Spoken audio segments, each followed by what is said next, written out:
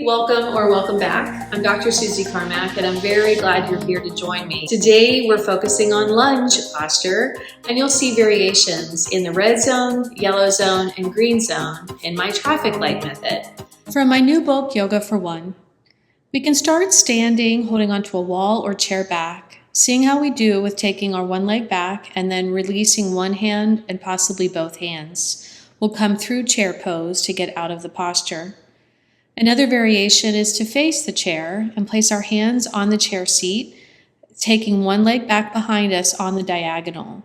We'll keep our front knee above the ankle and see how we do with either a long lunge or perhaps a twisting lunge. From here, we can also face forward and see how we do with one hand coming off the chair, or both, which is not shown.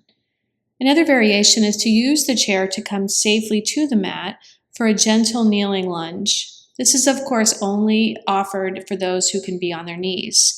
And then we can use the chair seat to get up safely. In the yellow zone, we can start by rippling the mat, which gives us a little bit of extra support for the knee.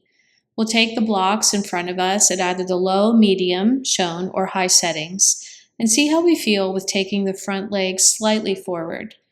We'll find the block setting that works for our upper body for support, and over time work to take the hands off of the floor and thigh, exploring balance as we go higher in the upper body. Another variation is to unripple the mat and create more length or forward movement in the lunge. This takes us into a longer and deeper hip hyperextension. Notice the diagonal from torso to thigh. And here we can revolve like we did in the red zone into a twisting lunge. In the green zone, we'll have a lot of options to play with, but again, we'll start kneeling. First, we can ripple the mat and see how we do with a more upright lunge to find our balance for the day. And if it feels right, we can lean forward and then add back extension to the hip extension. This creates a crescent-like shape for the spine. We can also add the arm to complete the crescent lunge. From here, we can take ourselves forward and find as neutral of a spine as we can and come into a gentle rotation of the spine, working from the lower, middle to upper spine through to the neck. We can also come into a gentle pyramid or runner stretch and then carefully bring the leg around. Let's lengthen the mat out and come into a standing variation by stepping forward.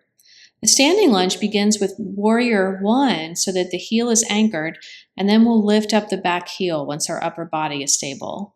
From there, we'll find the diagonal line of our lunge and possibly move upright, working towards a neutral spine. Arm variations are many. We can take our hands behind us, in front of us in Namaskar, upward, and we can even add that gentle crescent lunge that we found in the kneeling variation. Let's go ahead and play with movement too. As we mobilize in the green zone, we might even play with coming forward and back. We can come out of the pose through chair pose to standing. And there you have it, lunge posture in the traffic light method from my new book, Yoga for One. I'm grateful you're joining me for this entire series, and I hope that you'll take good care of your mind, body, heart, and spirit. Namaste.